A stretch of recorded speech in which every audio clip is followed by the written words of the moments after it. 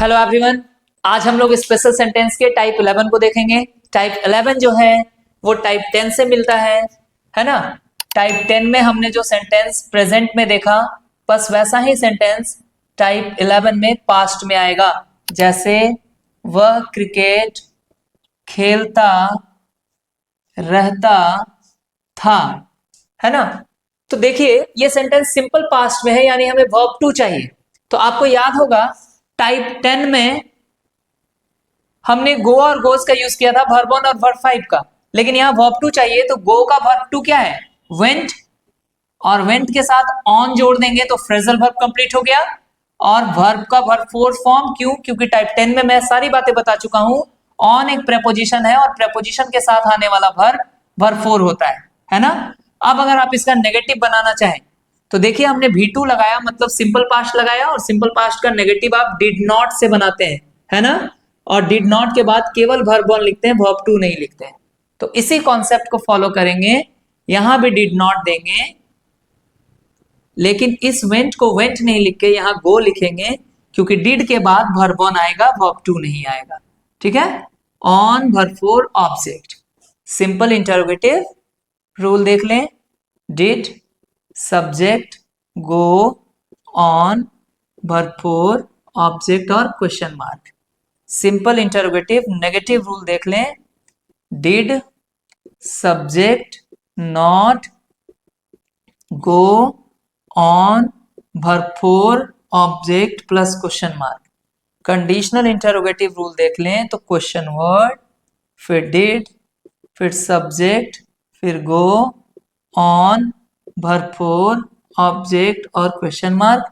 Conditional interrogative negative rule देख लें तो question word, did, subject not plus go on verb 4 object और question mark. ठीक है।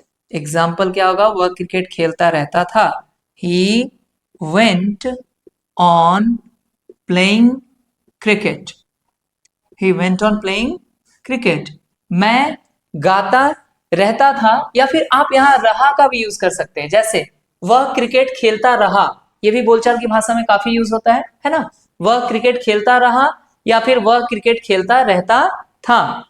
इसी तरीके से बोलूं मैं गाता रहा, आई वेंट ऑन सिंगिंग। वे लोग पढ़ते रहे, दे वेंट ऑन रीडिंग। वह नाचती रही, सी वेंट ऑन डांसिंग। तो इस तरीके से हम लोग सेंटेंस को डील करेंगे टाइप 11 के रूल से, है ना। दो चार एग्जांपल देख लीजिए फटाफट। क्या मैं पढ़ाता नहीं रहा? आप क्यों उसे पीटते रहते थे? आप क्यों उसे पीटते रहते थे? वह क्या नहीं खाती रहती थी?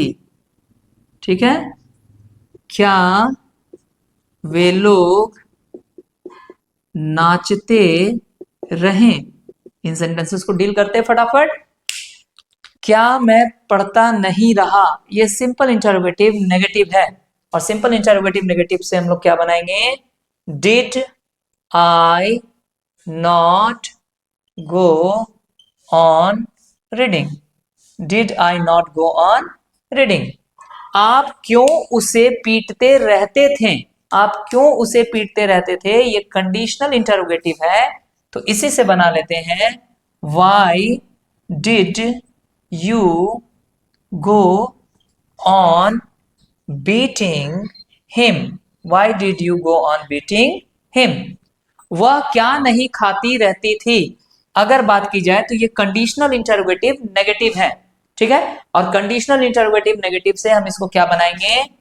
What did she not go on eating?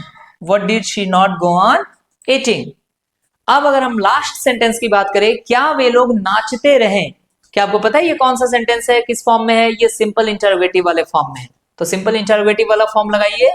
Did they go on dancing? ठीक है। तो ये स्पेशल सेंटेंस का टाइप 11 हुआ। देखिए एक टाइप 10 है, प्रेजेंट वाला कीजिएगा तो पास्ट वाला आसान हो जाता है। सारा कॉन्सेप्ट प्रेजेंट वाले टाइप में बताया जा रहा है, पास्ट वाला सेंटेंस तो रिपीट हो रहा है पास्ट के कॉन्सेप्ट को लेकर। ठीक है, अब इन चीजों का प्रैक्टिस कीजिए। स्पेशल सेंटेंस में अभी बातें खत्म नहीं हुई हैं, अभी और भी वीडियोस मिलेंगे स्पेशल सेंटेंस से रिलेटेड। तब तक के लिए वेट कीजिए। Thank you everyone.